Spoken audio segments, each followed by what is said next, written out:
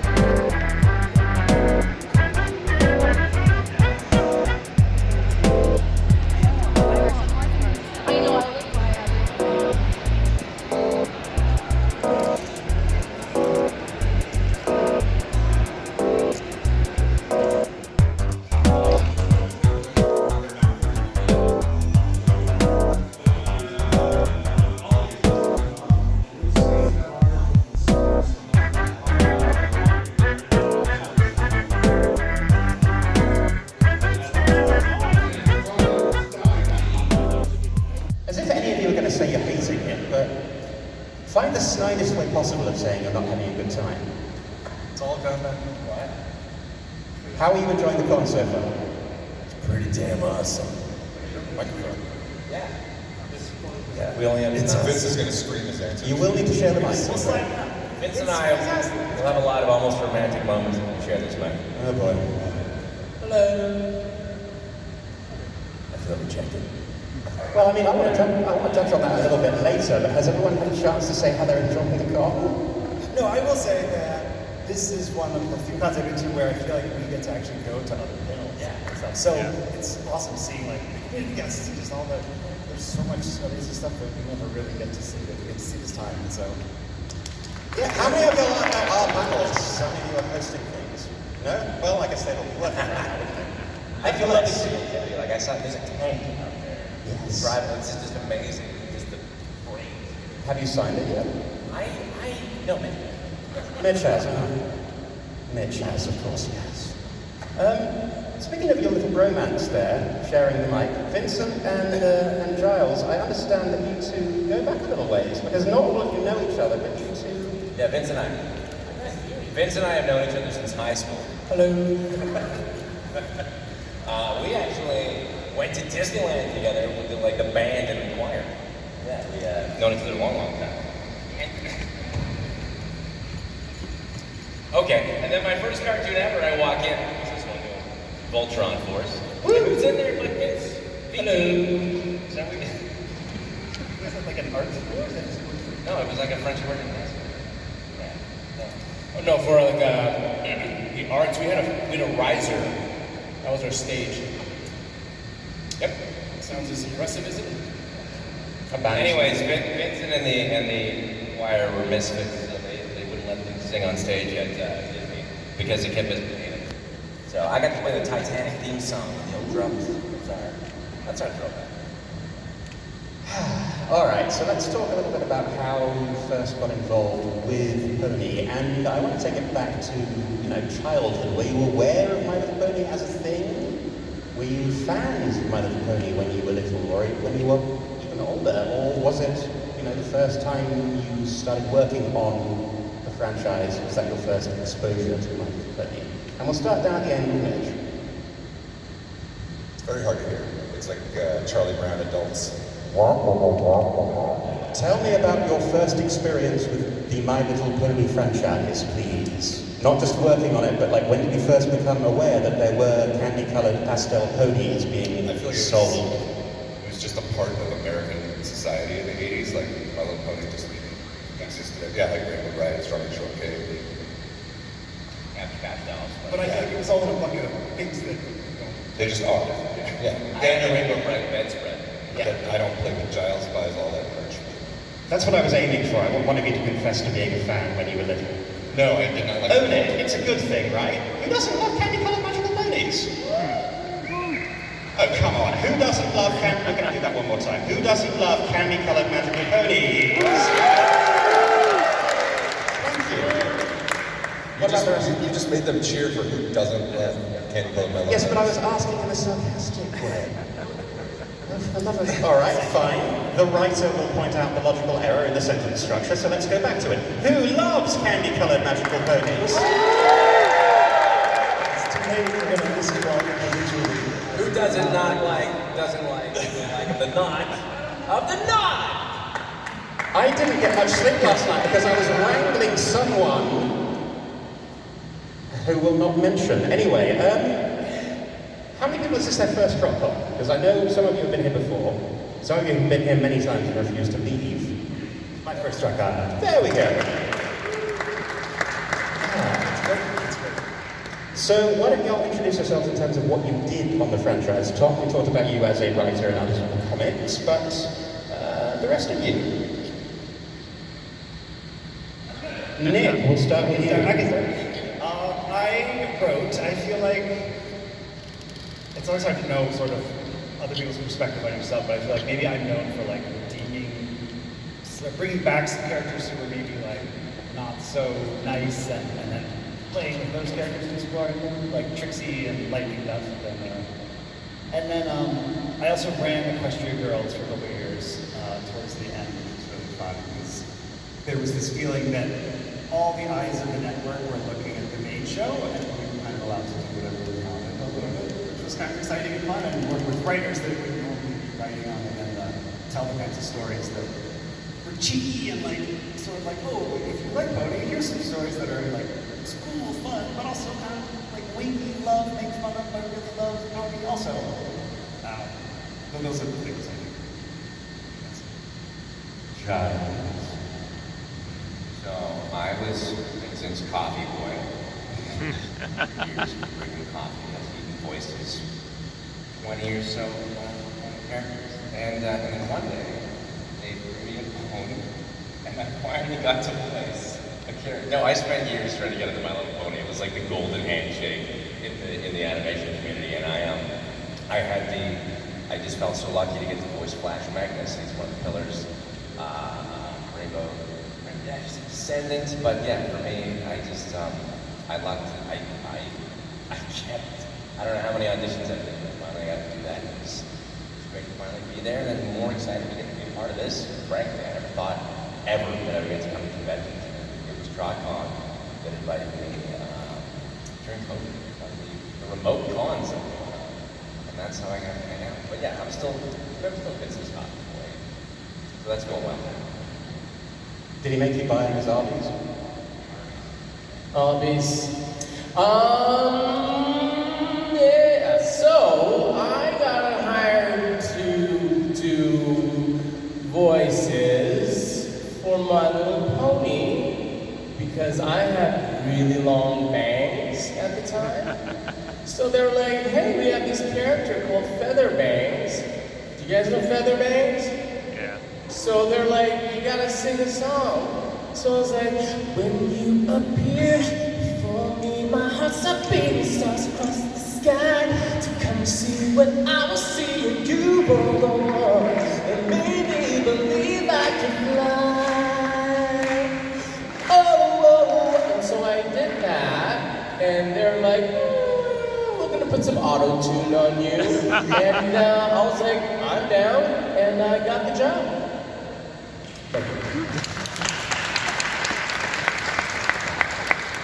Same exactly. And they said, you should just be a writer. I had worked with Lauren Faust on Foster's Home for Imaginary Friends before this, and we had a good experience. So when I heard about the show, a friend of mine told me about it. I emailed her and asked her if I could be on the show. And she said yes. And so I started writing in the 9th episode of the first season. And then I did a bunch of 1, 2, 3, did 4, and then story edited the first half of season 5. And then you came back for one episode in what, season 8, 7? 7. We don't talk about that episode, do we? I mean, there's some good stuff in it. Arguably. So, the reason I ask these questions, I know a lot of you know the answers already, but for how many people is this their first experience at a My Little Pony Con? Awesome. How many people this is your first chance actually to hear answers to these questions from these guests, even if you've seen them at cons before? A few hands as well. So, it's good to get the basics out of the way, I think, but well done all of you. For some reason I'm that's right. How about we switch to questions from all of you? We'll take the pressure off me and put it on all of you. We have a microphone there. If you would like to line up, if you have questions for our wonderful VIPs, please keep them polite. Please keep them in terms of the stuff that they're going to be able to talk about. Also, Tom is on Who Wants to Be a Millionaire, so they can be trivia questions. They can.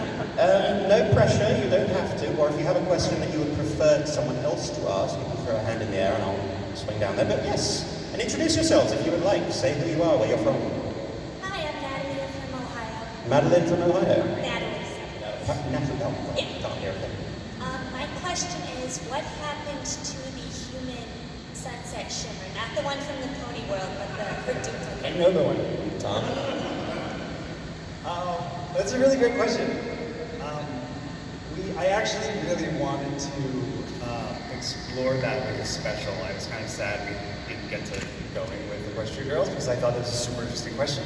And I thought it would be really interesting, because what's interesting about Sunset is how she's constantly grappling with like bad things she did in the past that she didn't realize were maybe that bad at the time. So I thought it'd be really interesting to find out, oh, when I came here, I displaced Human Sunset to some cool place that we're going to go adventuring and find or something like that. But you'll have to just write a fan fiction. We didn't get to make it, but I really wanted to. So I don't know, but it's out there somewhere and needs your help. Have you heard any fan theories about that? Do you have a favorite theory? Have you heard any fan theories about that? Do you have a theory for it? Everyone seems to think the other sunset killed her or locked her in a closet somewhere. That is dark. What I said isn't Kevin, so I'm just saying. Why is the fandom answer, oh, what happened to this character? Oh, they got killed off. That's the spirit of the show. No, that's fascinating. Yeah. Okay, thank you so much. Next up. Throw out your ponies and dye your hair. So put on a t-shirt, mix in with the crowd. Excuse me.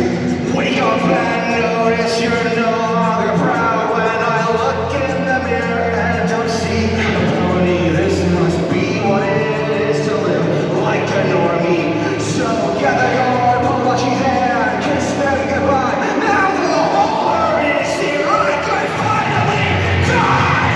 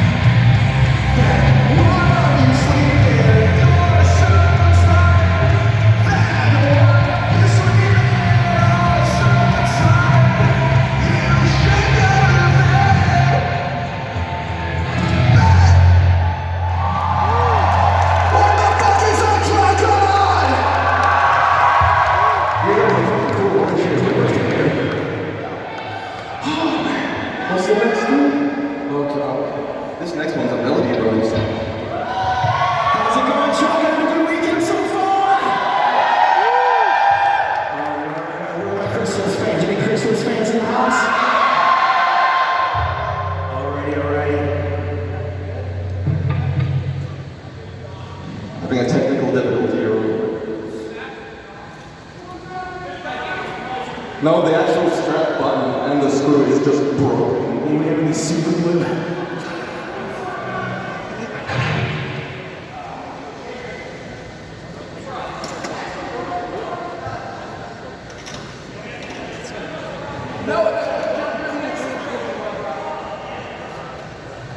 Weather's nice out today.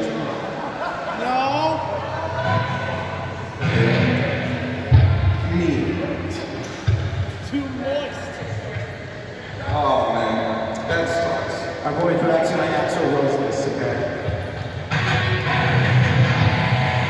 Give it up for the chair.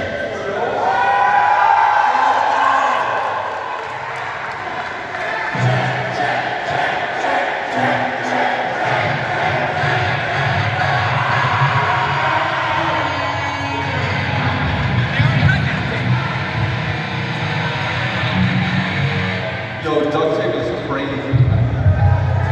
Sorry, this tape is made by a duck.